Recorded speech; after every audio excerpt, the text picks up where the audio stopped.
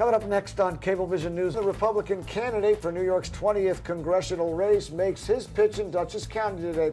Well, he's running for Congress in New York's 20th congressional district, and Chris Gibson headed into Dutchess County this morning to drive home one of the biggest components of his platform: create and keep jobs in the district by getting rid of undue government regulations and excessive government taxes, something Mr. Gibson says a current Congressman, Scott Murphy, talks about but doesn't do.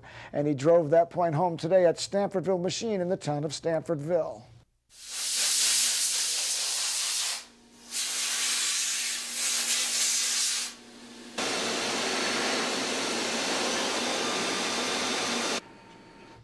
Gibson talked about the cap-and-trade bill that passed the House by a narrow margin of 212 to 192, a bill he says will cause small business employees like the 60 employees at Stanfordville Machine to cut jobs and limit its production.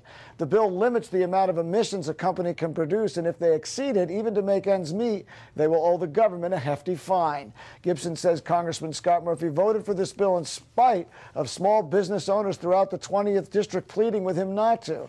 Gibson says Murphy says he's a fiscal conservative, but he's not. He says he will fight for and vote for the people of the district, and the owner of Stanfordville Machine agrees.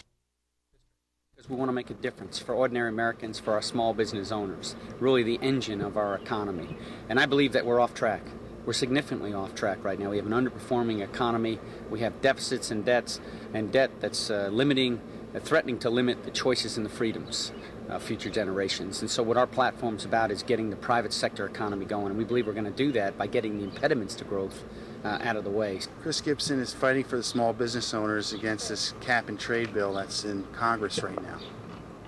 So this would rise our electric rates and our cost of doing business, from raw materials through deliveries, trucking, affect all phases of our business. So the 20th congressional district runs from Plattsburgh way upstate all the way down to Hyde Park.